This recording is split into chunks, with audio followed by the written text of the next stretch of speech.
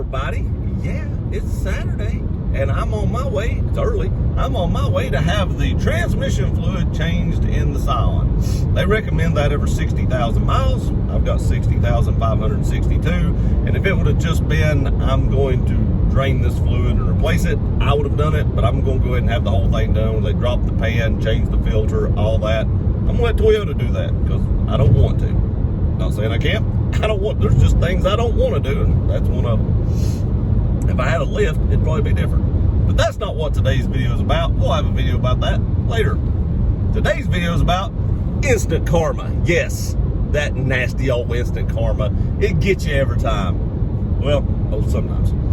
So, the first incident I want to talk about is from Wake County. Now, I don't know where Wake County is. The second incident happens in Union County, New York. I was thinking the first one was in New York too, but I could be wrong about that. Don't know where Wake County is. I read through the article and didn't see it. Forgot to Google it.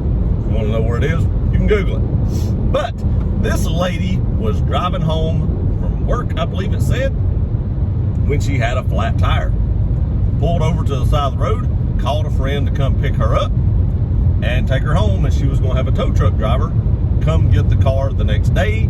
And I can't remember if it said it was going to take it to have the tire fixed or take it to her house, but either way, the tow truck driver was going to come get it the next day and take it somewhere. Well, sometime in the middle of the night, a would-be criminal thought it would be a great idea to steal the catalytic converter. Yes, the old catalytic converter trick off this vehicle.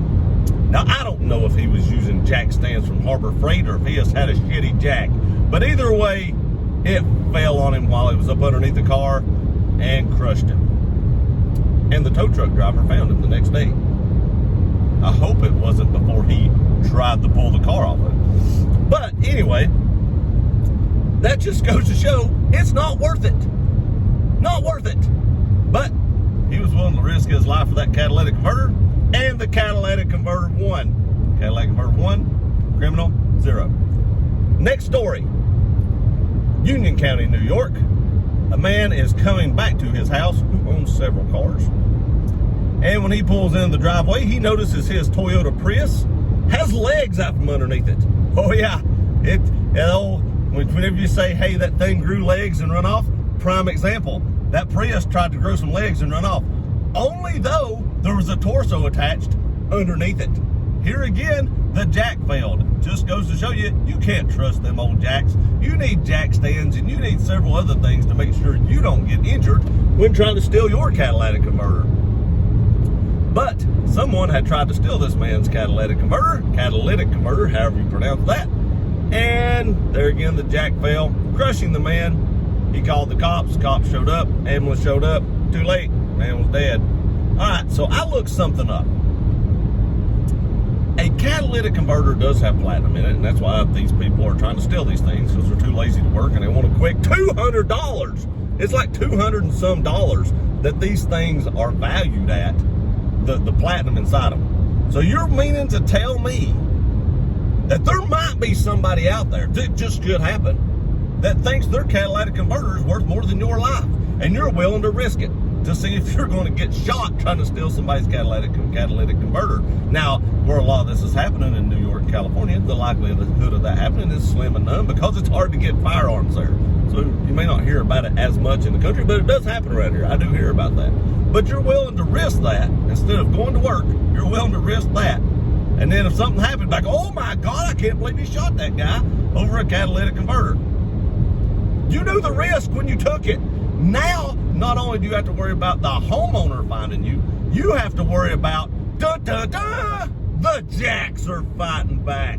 The jacks are like, look, I'm good people. I am good people. I'm not involved in this, officer. It wasn't me. I said, hell with it. I dropped it. Nope. Wasn't me. And he dropped it right on the dude and it killed both of them. Look, people, it's $200. $200. You're willing to literally risk your life for $200. This sun is pretty bright right now. That is crazy to me. Crazy. I don't get it.